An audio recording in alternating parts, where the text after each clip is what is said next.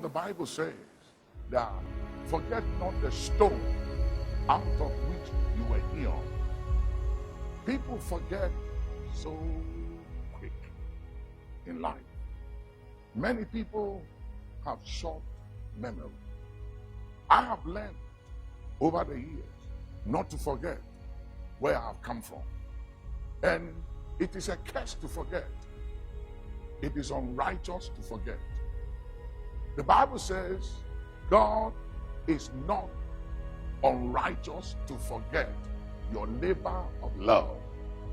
When you forget those who have loved you, blessed you, helped you, advance your cause, when you forget them, you are unrighteous.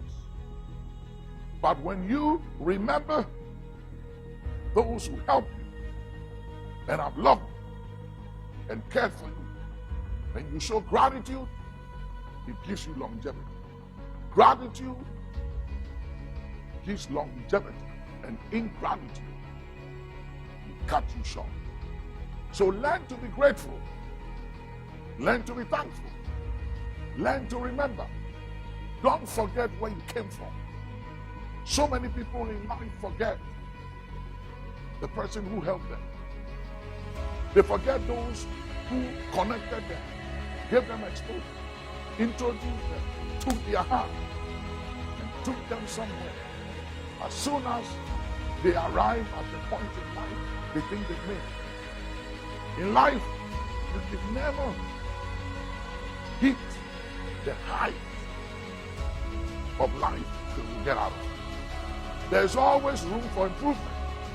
So don't be satisfied with where you are, and don't show ingratitude because you think you don't need the man or the woman, the boy or the girl who helped you when you needed that help. Show gratitude. Remember people.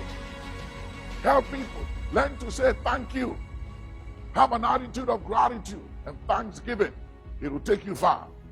Some people think they have arrived, but when they get to heaven, they realize that they were just operating at 20 or 30% of their capacity and didn't use 70% or 80% of their capacity. And you know why? Because they got stuck at the place of 70, at the place of 60, 50, or 30% of their capacity. Why? Because whenever you think you don't need anybody, you've arrived, you've made it, you are successful, you stop growing, and you begin to diminish, you begin to die. If you want to live, don't want to diminish, and don't want to die, keep showing gratitude.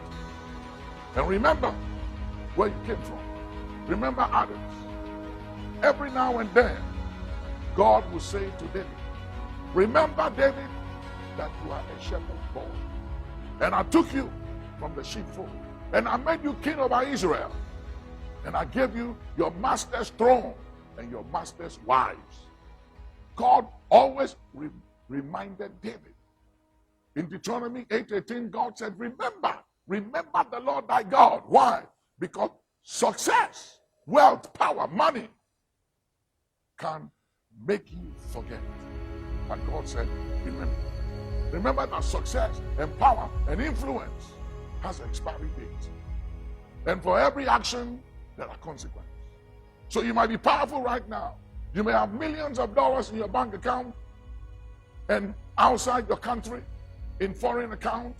You may have houses in your country, in other places. You may be the biggest guy or lady or man or woman in town.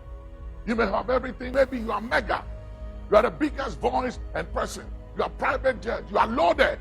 But hear me. All that is sinking sand. God has no regards for material things. Because you know something? Let me show you God's value of money.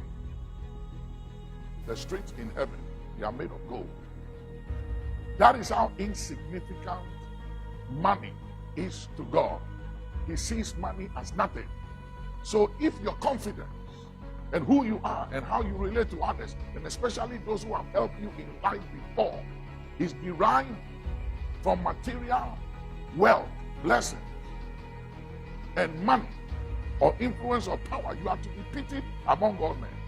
But if your confidence is derived from this one thing, that you know the Lord, who executes judgment, righteousness, and justice on earth, then you are on a good track in life. So learn to remember, and don't be puffed up, don't be arrogant, don't be proud, which you were never before. But suddenly you have become proud and arrogant. Why? Because of things. A man's life does not consist on the abundance of things that he possesses. So don't let things, don't let accolades, don't let events and relevance in life and access and influence make you go insane. Arrogance and pride is insanity. It's madness. Be wise, be sober, be vigilant. Your life does not consist on the abundance of things that you possess. If you think you are who you are because of the money you have in your bank account, or because of your success, or because of your achievements, you are deceiving yourself. You are a child, you are a kid. None of those things makes you who you are. You are who you are by the grace of God, outside of possessions, outside of material things. You are who you are by the grace of God.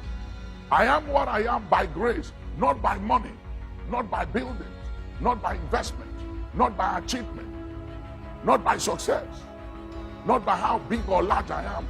I am who I am by the grace of God. The credit must go to the grace of God.